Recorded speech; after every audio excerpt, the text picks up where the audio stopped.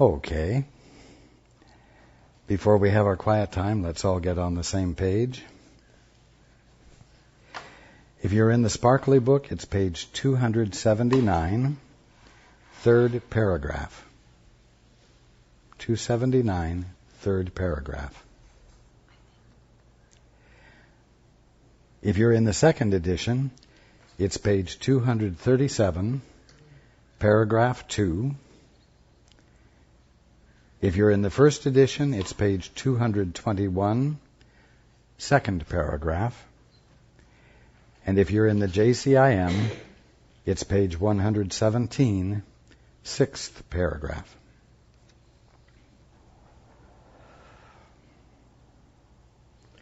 Okay, let's take a few moments to be quiet together.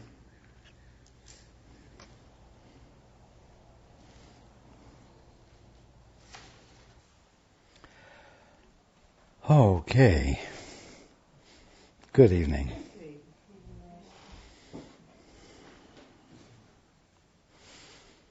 And welcome to everyone who's joining us on the internet.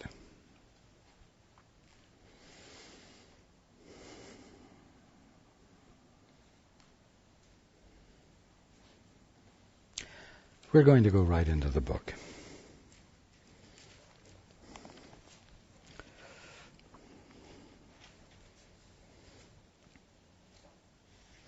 And we'll back up one sentence. Guilt, that's the big word here. Guilt hides Christ from your sight. For it, guilt, is the denial of the blamelessness of God's Son.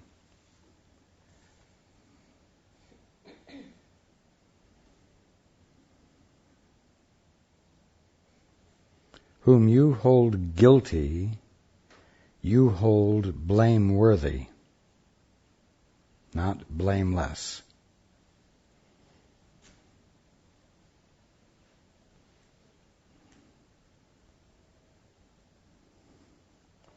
Whom you hold guilty, you hold blameworthy, not blameless. This is a very important point, because I'm going to tell you something. The only place where blame exists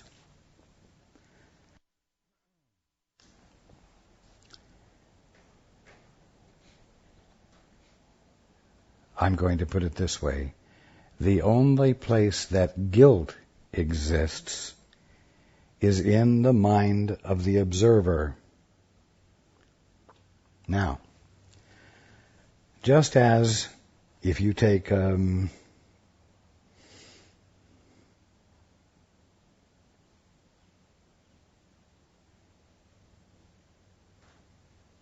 little pebble-sized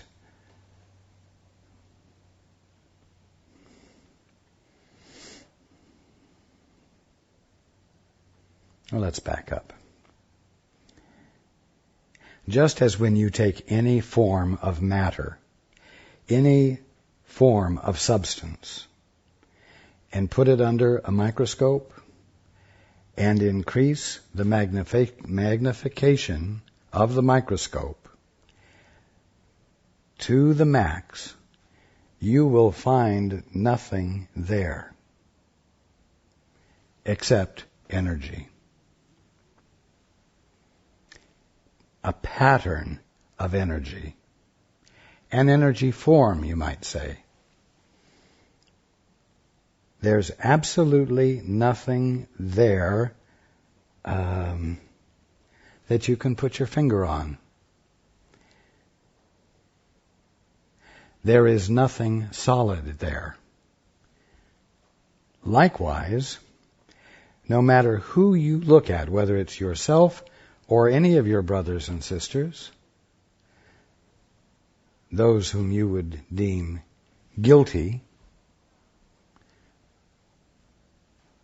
the closer you look, and the closer you look, and the closer you look, until you're looking with ultimate magnification, you will find no one guilty there.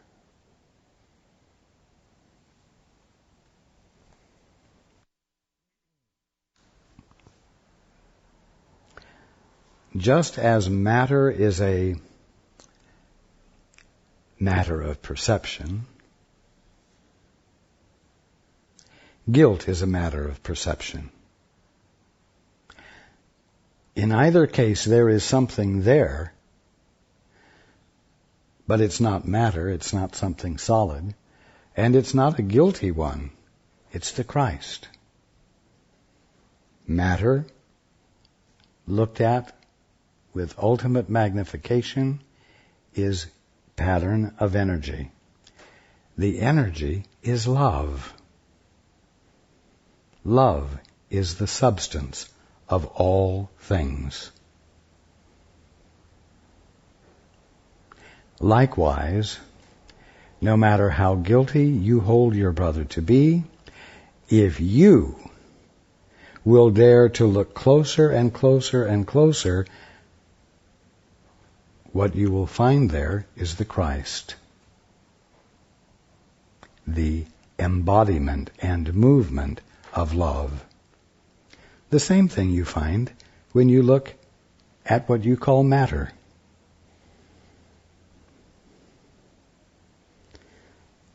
Now you're all aware that matter seems quite solid to you, that form seems quite solid to you, and yet the fact is that not only is it mostly empty space, you carry it further and you find that it is not empty space with little tiny pieces of matter whirling around a nucleus, but pure energy, what you would call that which is intangible.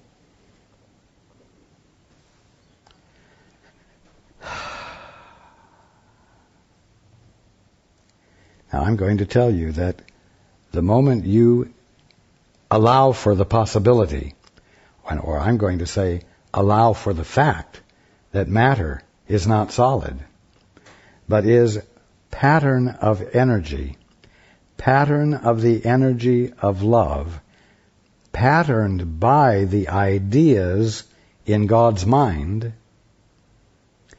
you will find yourself able to pass through it. Walk right through a wall, or lean upon it if that serves your purpose, if that fulfills purpose. Now that's the potential. That's what you have to look forward to. You will not have the experience, however, if you hold fast to the idea that substance is matter, solid, capable of decay, and so on. You will not have that experience. And likewise, you will not have the experience of your brother or sister being the Christ, the present direct expression of God, right here and now, or of yourself.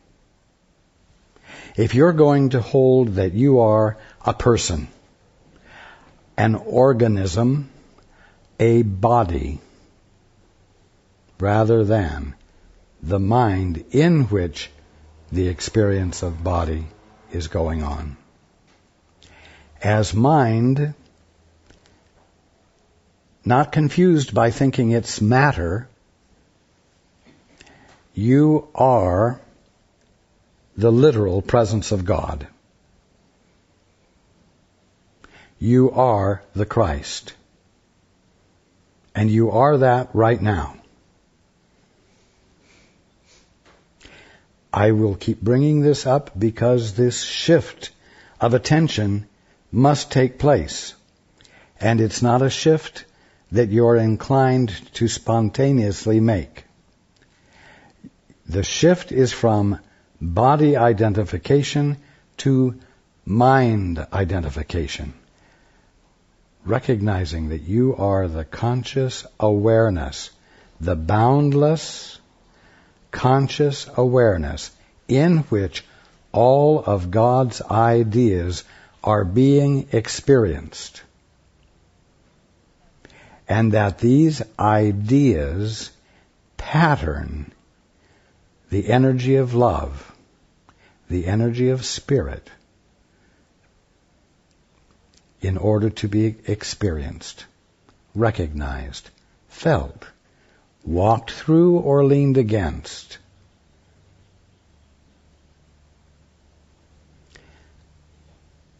So we talk about your being the Christ, and we talk about you being the ultimate right now. You're neither behind the point of perfection, you've heard this over and over, nor advancing toward it. You're at that point and must understand yourself therefrom. Okay. What that means is, you're not a body. You're conscious awareness. You're not a body experiencing other bodies. You are consciousness, which you already are. You're already experiencing being conscious or being consciousness. And you must understand yourself therefrom. You must begin to go through your day without losing sight of the fact that it is mind moving through ideas, not a body moving through space. It is mind experiencing the movement of ideas.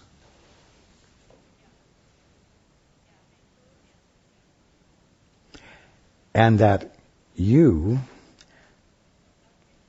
identifying yourself as mind and not anything going on in mind, will be you not adding anything extra to creation. And in not adding anything extra to creation, you will find yourself in your right mind. You will find yourself healed. You will find yourself transformed. You will find yourself guiltless. Only a body can be guilty.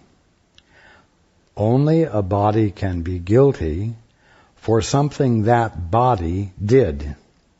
And I will tell you that this body is the Napoleon that we talked about last week. It's something that you are not. But if you believe that you are, and there are others that believe that you are, then you're caught in a mental miasma. Look it up in the dictionary. A mental miasma from which it becomes difficult to extricate yourself because it is confusion itself.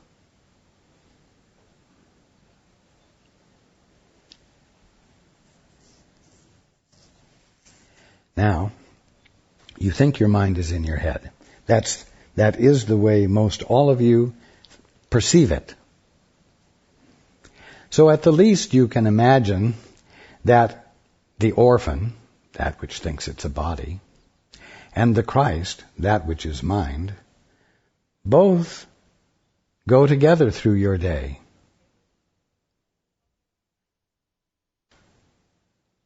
This is helpful. And what you do is you give preference to and emphasis to the body part.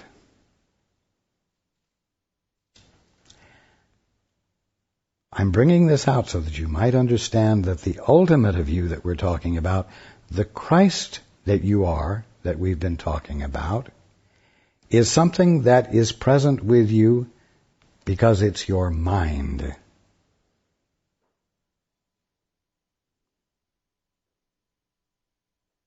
You even speak of mind as a possession. My mind, you see. Well, who's the my? The my is the body. The my is the orphan, you see. You don't have a mind. You are mind. And you are, we'll say, using your mind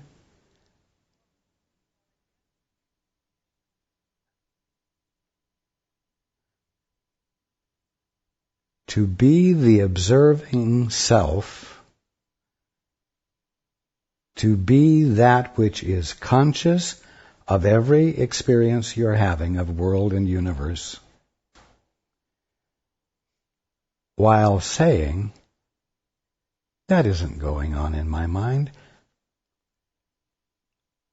My body is having the experience of world and universe, and of others, and of matter, and of all form. And so you pretend that you're not mind experiencing everything, but that you're a body experiencing whatever is in your immediate presence through the use of your mind, this possession you have that's supposedly in your cranium. So, the orphan and the Christ of you walk inseparably at the moment through your everyday. The Christ of you is not at a distance. It is not afar off. It's not something to work up to. It's not something to train yourself and refine yourself into being. It's you moving through your day every day, not identifying with it because you're identifying with the definition of you, which is your body.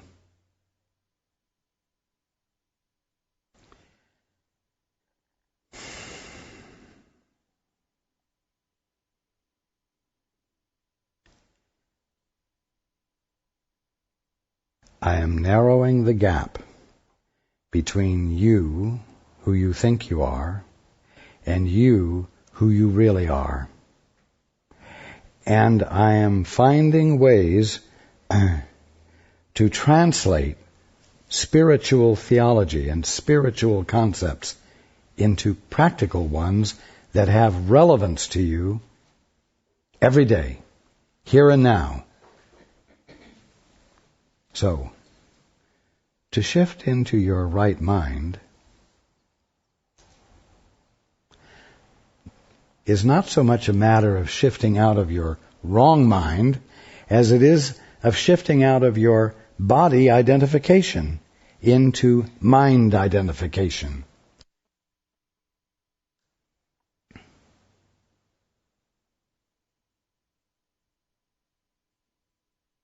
If you're riding in a car or on a train,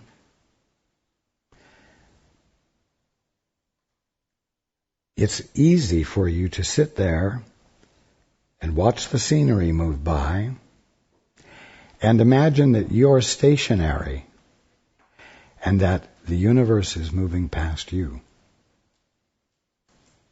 It's a simple shift of perception that can happen easily when you're sitting still in a moving vehicle. You can shift the perception so as to have the experience of not moving at all and feeling everything else moving past you. Now, that is relatively close to the experience of reality. Because you, as mind, are immovable because you are, mind is, universal. And there is no place for it to move. It is infinite. And there is no medium through which that which is infinite can move. This immovability of mind that is immovable because it is all, is what constitutes your eternal safety, your eternal groundedness, if I may put it that way. And it is in this indivisible, infinite, conscious experience of being that everything is going on. You visualize it as small, encapsulated in your head, and you take it, along with your body, everywhere you go. So, as you go through this next week, I want you to practice a new exercise, if you will, that of paying attention to and remembering that you are mind moving through creation. You are mind shifting your attention to different parts of creation. And as that shift of attention happens, legs move, cars move, things are done. But all of those visible, tangible actions are simply, for lack of better words, the manifestation or the experienceability of the movement of mind that you are.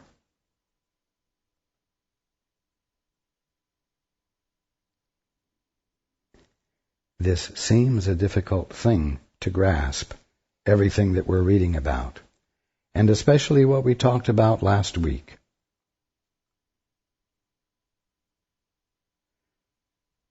The single most significant definition that you have made up, you might say the one log which, if removed, would unloose the log jam, is the definition of yourself as a body.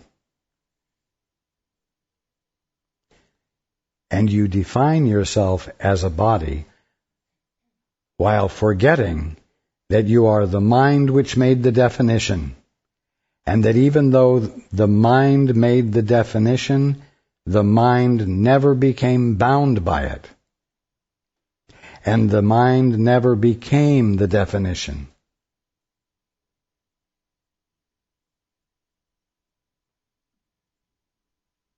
The ultimate of you, as ridiculous as it sounds, and it's because it's ridiculous that it sounds ridiculous, accompanies you every day, no matter what you're doing.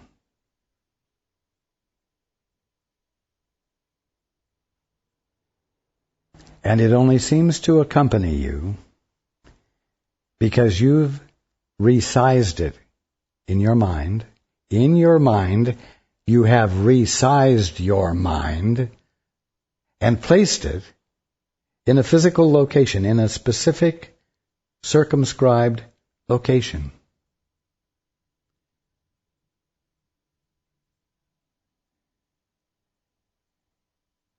So where did you hide yourself?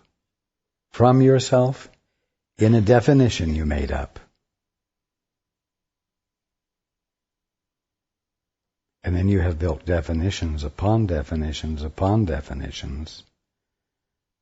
But the bottom line, false definition is that you are a body.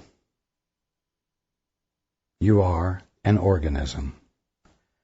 You are a material object that lives while that material object is alive and perhaps doesn't exist ever again when that material object dies. It just ain't so.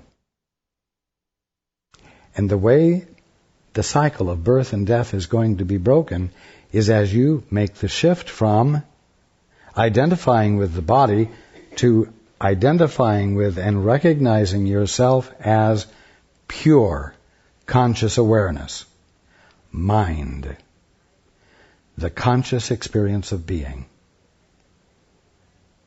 and begin to observe your world from that standpoint. You're neither behind the point of perfection nor advancing toward it. You are at that point and must understand yourself therefrom. You must start being in your life from your mind instead of from your body. I can't put it any more clearly than that.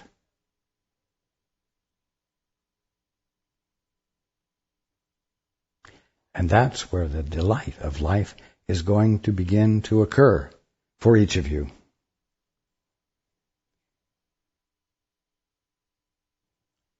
Let's go to the book. Guilt hides Christ from your sight,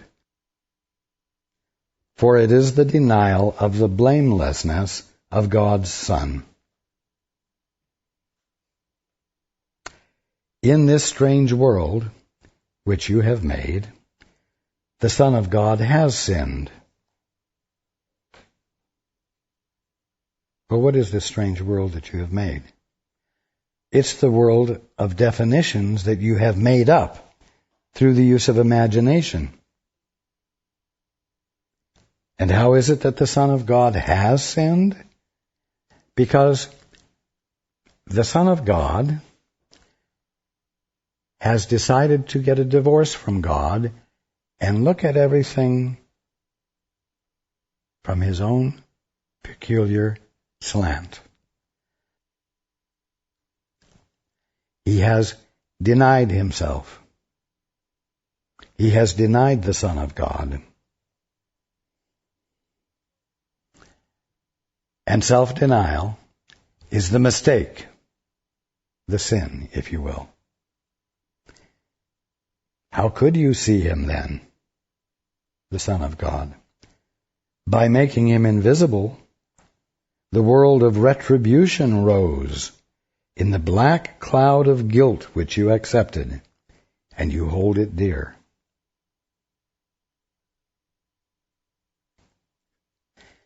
Now, you didn't realize that you made the Son of God invisible. But tell me, are you the daughter of God? Are you the Son of God? You don't think so. At least, today you don't have the evidence of it. That's how well you've made the Son of God invisible. You say, well, I'm just a cranky, overworked, exhausted, impatient, unhappy human being, doing his best, struggling through it all with great practice of confidence and faith.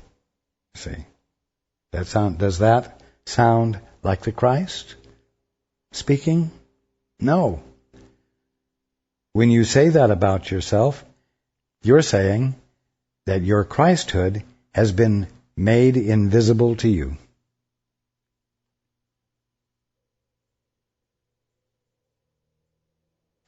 By making him invisible, the world of retribution rose. Well, what's the world of retribution? It's the world of getting even. It's the world in which there is right and wrong, and the wrong is ferreted out and disclosed, and